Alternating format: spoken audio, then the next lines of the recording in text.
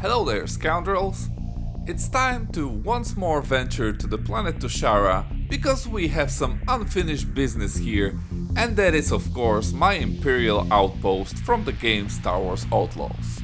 And since it's been quite a while since the last time we talked about a smoke, when I showed you how I did the terrain, installed the lights and outlined the entire outpost, I guess today we should just simply finish the entire build, shall we?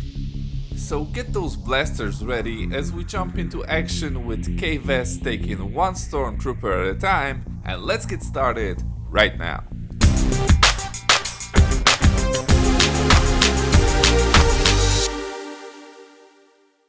Okay guys, so when we left this mock last time, which I can't believe it was already over 3 months ago, you could see the landscape basically finished along with the grey tarmac integrated into it. We had all the lights planned out and properly installed in most of the places, and I've even started outlining the platform which will host the watchtower, so we already had a big chunk of the mock done. So what are we going to do in this video is I'm going to briefly guide you through the process of prototyping the rest of the build, being the platform with the watchtower on it. We'll talk about my new design of the 74Z Imperial speeder bike a bit, and then I'll show you the completed build and guide you through all of the details I've included here. So, continuing the work today, we should start with the proper base for the platform and make it as it should be. The first thing I wanted to do was to get rid of all of the regular slopes on the side, as they are just giving a bit of a boring look to the build, and I made sort of a similar pattern that we can see in the game using some different tiles, and I made this whole panel rest on some slopes placed inside of the structure. With that piece done, I covered it with few plates just to hold it all in place, and made a support for the details that will go all around, including my first attempt on the railing going around the platform. But that actually was a short-lived idea, because even though it wasn't a bad design overall, it wasn't as similar to the game as I wanted, so I came up with this type of design. Here I used the mechanical arms which I connected to the clip bar by a piece of a flex tube, and in my opinion it's a way better option. But now I need a lot of small flex pieces to complete over 40 of those assemblies, and I'll need to order all of the required pieces in dark grey, but at least we have a satisfying concept now. As you can see, I also already made a second wall on the right here with some additional details to further visualize the railing placed here, and of course a set of stairs in the front which I wanted to make as minimalistic as possible to fit the source material, and I think I nailed it. Well, okay, just with a small difference, that I'm going for a look without any rails on the sides of the stairs, because none of the ones I've tried out were looking good enough, and even if they were, they ended up covering too much of the view, so I'll leave it as it is. So now the time came for making the rest of the platform walls, and on the left I made some vents and piping similar to the ones in the game, trying to make compromises fitted to the scale I'm working with some integrated lights shining through the small holes, and this way the entire pattern continues on the back of the platform as well. Of course I've also started to fit the railings all around, but I didn't want to focus too much on that since I will be replacing the colors either way, but now at least I can see more or less what I'm supposed to do. Looking on the inside of the platform, you can see that I've surrounded it with tiles on which the floor made with snot will be placed on, and at the same time you can have a small sneak peek on how the lights are organized and how the overall structure looks like from the inside. The floor will be of course a brick thick, which will generate a small step between the floor and the frame of the build I made with ingots, so let's now start making that. And here I have a small piece of the floor in the smallest section of the platform, which I made with an addition of some vents on the floor, and the entire section is easily removable, so I'm able to get access to the light switch, which I made right here on the left side. So yeah, with that done, I guess it's time to make the rest of the platform, but before I can do that, I need to rearrange the cables for the top of the tower lights, prepare the inside for the supports, and at least make a sketch of the tower to have an idea on how to continue with the floor. Much later. Okay, that wasn't easy at all because of all of the weird angles I had to recreate, but if you've been following this channel, you should already be familiar with that being the case in most of my mocks, so of course I manage it, and it came out quite awesome if I do say so myself. So now having the main 4 walls straight made with snot and ending with a row of panels, I decided to make the angled corners using intricate segments like this one, and these I made using a bunch of inverted slopes, panels and all sorts of illegal connections, but hey, at least it works, right? So having that done, before we take care of the rest of the walls, first I needed to make the floor panels because the angles I need for placing the corners of the tower have to be precisely cut using some slopes so that every corner segment fits nicely under the correct angle. Of course I've added some dirt stains as I did on the floor below just to add some details, and this way we have a pretty good looking piece of a platform, so nothing else to do but to make the rest of the tower. Eventually. Okay, so the prototype is now ready and it looks awesome. Naturally, I need to again order more dark gray pieces to make it look right, but at least now I can calculate how many pieces I actually need, so now I'm all good to jump onto Bricklink again, hopefully for my last order. Now the top of the tower is still due to change as I haven't made a platform for the sniper yet, and I'm not quite happy with the tile finishing on the top, but the tower itself looks pretty good, right? Oh, and here I discovered I have one more spare light already connected, so I decided to add a small Easter egg in the back, with one of the troopers having a hollow chat with someone. Could it be Leia and he's an undercover spy? Or just some space Tinder chats on duty? Who knows, but for sure it will add some flavor when the lights are switched on and the hologram will be lit, so a nice addition to the build I think.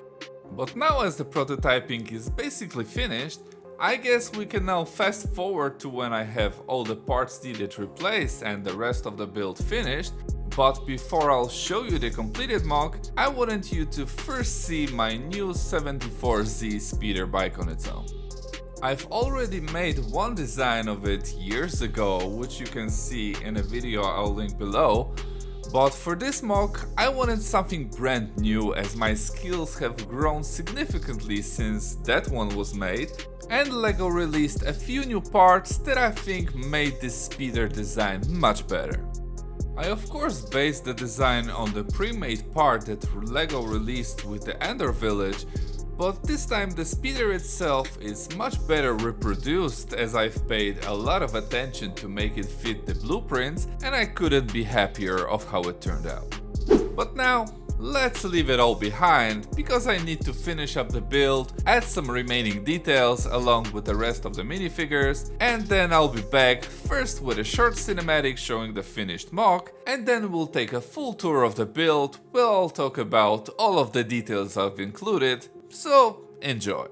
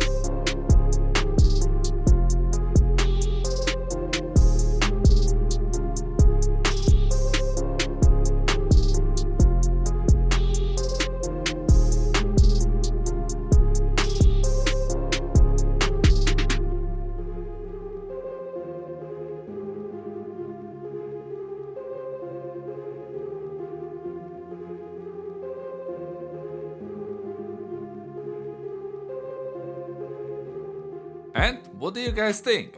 It came out quite good, didn't it? So now, as promised, let's take a quick tour of the finished build. And first, let's check out the minifigures because I have a lot of action going on here, starting with Kay shooting one stormtrooper who's flying away after being shot in the head. We have another one laying down after being already shot down. More coming to support, like this one running here, or the heavy walking with a shield already up his cannon. And of course a scout on a speeder bike who just arrived and is reaching for his blaster to help out his crew. We also have one trooper shooting from the platform, but missing like Stormies tend to do, which I showed with these blaster hits on the ground using trans-red stem pieces, and a sniper preparing to shoot from the top of the tower. On the left we have one trooper caught in a blast after Nyx triggered the detonator on him, and another scout being thrown away by the impact, and two more Imperials on the platform, being a scout with a pair of binoculars and an officer running with a communicator to signal a full-scale alert. Now, looking at the build itself, I'm really happy of how the platform turned out. We got the railing looking just perfect all around, with nicely detailed walls more or less recreated from the game, and even a couple of tiny lights integrated into the walls.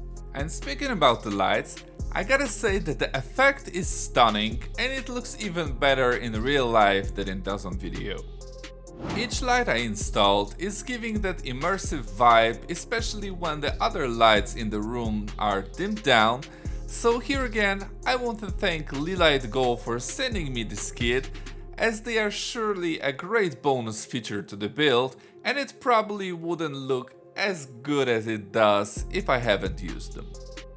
And if you want to grab your own light kits for your MOCs, then go ahead and visit Lilith Go on their website using the link below and use my code CUBELIGHT to get an instant 25% of your order. But getting back to the build itself, here on the left we have the second Imperial speeder, which is the same design that the one in the front. And moving on, we have some generators on the left side of the platform, some crates on the top, and even a weapon rack for some blasters. In the back, I decided to place some plants to add some color here in the corner, and I also made some more details on the walls, even though these are mostly covered by crates and fuel tanks, but I just had to make every inch of the build as best that I could. And of course, again, we have some more details on the right side of the MOC, with some wall details here, crates being spaced out in the area, and the previously mentioned scene with a trooper talking on a holo with some hooded figure. And here I think is a good moment to check out the tower, since the power generator is placed on this side, unfortunately without any lights inside because I thought about it a bit too late, but I can live with that, I guess. But more important is to focus on the shape of the tower, because that is the thing that I think stand out the most in this MOC. Even though not perfect, as we have some gaps here and there, we have some great angles incorporated here, and it just looks so similar to the original thing. I couldn't be happier of how it turned out. Of course, there are also a few more details on the other sides, like the vents in the front, doors on the left, and the ladder leading up to the top on the back side. The ladder was actually one of the most satisfying things to make, because I had this piece since the 90s and I haven't used it for years, but it turned out to be the perfect size here, leading all the way to the top. And the platform here on the roof also came out quite good, I think. I know it may be the least fitted part of the build, but I'm happy of how it turned out either way, covering all the intricate techniques I used for the walls. Topped with some antennas, a few accessories scattered around, and it just completes this build perfectly. And there you have it, guys. Toshara in all of its glory, captured first time I think in LEGO form, as I haven't seen any other MOCs of it yet, and it's looking simply amazing in my opinion. But what do you guys think about this MOC? Be sure to let me know in the comments below, And of course, drop a like and subscribe to my channel if you want to see more awesome LEGO builds like this one. Now it's time for me to start a brand new build, which will be set in the castle theme this time. But before I'll show you that, I still have one more surprise video I slowly started to work on, so be sure to stay tuned for that one as well. But for now, that's all I have for you in this video, so have a great rest of the day, and as always, make sure you keep it brickin'.